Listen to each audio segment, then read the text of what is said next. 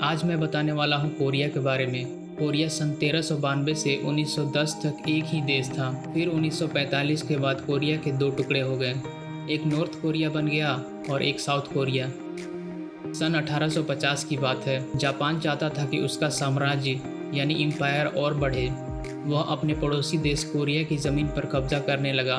धीरे धीरे 1910 तक कोरिया पर जापान का राज चलने लगा, मगर कोरियंस को जापान का शासन पसंद नहीं था। कोरिया की आज़ादी के लिए कोरियाई लोगों ने कई विद्रोह संगठन बना लिए, जिसमें कुछ चीनी और यूएसएसआर यानी सोवियत कम्युनिस्ट समर्थक थे और कुछ संगठनों को अमेरिका का समर्थन हासिल था। और एक तरफ 1339 से 1945 तक चल रहे दूसरे विश्व युद्ध में जापान को अमेरिका की दुश्मनी भारी पड़ रही थी और वार के दौरान अमेरिका ने जापान के दो शहरों हिरोशिमा और नागासाकी पर एटॉमिक बम गिराया था और जापान की बुरी तरह से हार हुई। अंत में जापान को पीछे हटना पड़ा। इसी के साथ 36 सालों की गुलामी के बाद कोरिया को जापान से आज़ादी मिली। जब कोरिया जापान से आज़ाद हो रहा था तो नॉर्दर्न पार्ट वाले कोरिया में सोवियत यूनियन का कब्जा था और साउदर्न पार्ट वाले कोरिया में अमेरिका का कब्जा था। कोरिया की आज़ादी के बाद अमेरिका चाहता था कि कोरिया अमेरिका की तरह एक डेमोक्रेटिक कंट्री बने, वहाँ पर जनता का राज हो, परंतु सोवियत यूनियन चाहता था कि वहाँ कम्युनिस्ट की सरकार हो,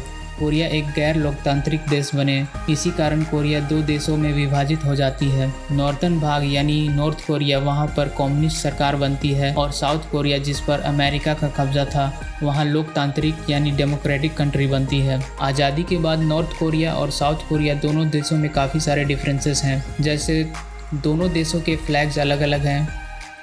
नॉर्थ कोरिया की कैपिटल है प्योंगयांग और साउथ कोरिया की कैपिटल है Seoul. North Korea non democratic country है, इसलिए यहाँ प्राइम मिनिस्टर को सुप्रीम लीडर कहते हैं। 2011 से किम जोंग उन यहाँ के सुप्रीम लीडर हैं। इनके फादर किम जोंग इल के डेथ के बाद साउथ कोरिया के प्रेसिडेंट है मून जे इन। नॉर्थ कोरिया की करेंसी है north Korean von, south Korea की करेंसी है south Korean von. South Korea जहां अपनी मशहूर कंपनी और तेजी से बढ़ती तकनीक के लिए जाना जाता है, वहीं नॉर्थ कोरिया अपने खतरनाक शासक किम जोंग की बुद्धिमत्ता, हानिकारक इरादों और अपनी सैन्य शक्ति के कारण हमेशा चर्चे में रहता है।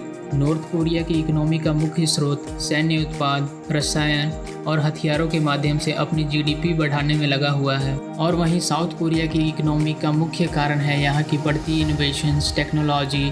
इसका एग्जांपल एलजी, सैमसंग और हुंडई जैसी बड़ी कंपनियां हैं, जिससे साउथ कोरिया को बहुत ही मुनाफा मिलता है और यही कारण है कि साउथ कोरिया की जीडीपी नॉर्थ कोरिया से ज़्यादा है।